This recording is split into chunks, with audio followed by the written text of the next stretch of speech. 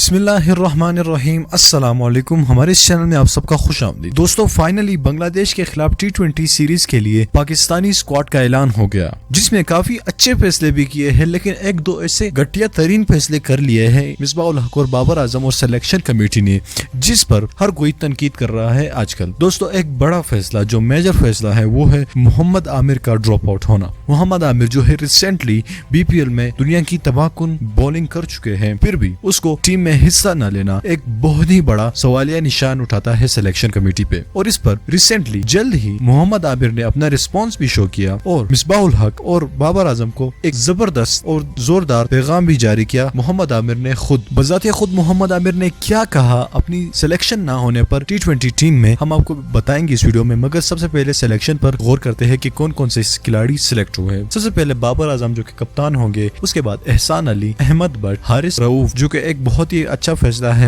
ہم نے آپ کو پچھلے ویڈیو میں بتایا تھا کہ حارث رؤوف کی سلیکشن ضرور ہوگی اور آج وہ ہو گئی ہے۔ افتخار احمد، اماد وسیم، خوشدیل شاہ، محمد حفیظ، محمد حسنین، محمد رضوان، موسیٰ خان، شاداب خان، شاہین شاہ افریدی، شعیب ملک، عثمان جاوید۔ دوستوں، اس کے بعد محمد عامر کی سلیکشن کی باری آتی ہے کہ محمد عامر کو کیوں سلیکٹ نہیں کیا گیا اور محمد عامر نے اس پر کتنا اپنا رسپانس کس طرح شو کروایا۔